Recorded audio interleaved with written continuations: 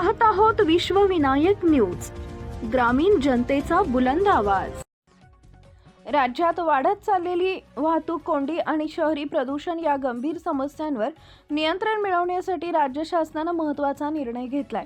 राज्यात आज म्हणजेच 9 मार्च पासून नवीन ऑटो रिक्षांना परवाने देण्याची प्रक्रिया तात्पुरती थांबवण्यात आली आहे। परिवहन मंत्री प्रताप सरनाईक यांनी ही माहिती दिली आहे। मंत्रिमंडळाशी चर्चा करून आणि स्पष्ट कार्यपद्धती म्हणजेच SOP तयार केल्यानंतरच पुढे नवीन परवाने देण्याबाबत निर्णय घेतला जाईल असं त्यांनी स्पष्ट केलंय।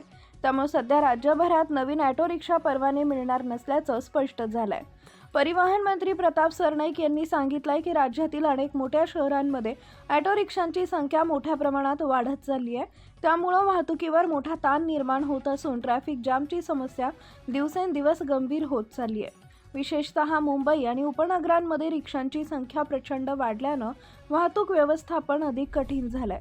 शहरांमधील रस्त्याची क्षमता आणि वाहनांची वाढती संख्या यामध्ये मोठा तफावत निर्माण झाल्यामुळे काही काळासाठी नवीन परवाने देण्याची प्रक्रिया थांबवणं आवश्यक असल्याचं सरकारचं मत आहे।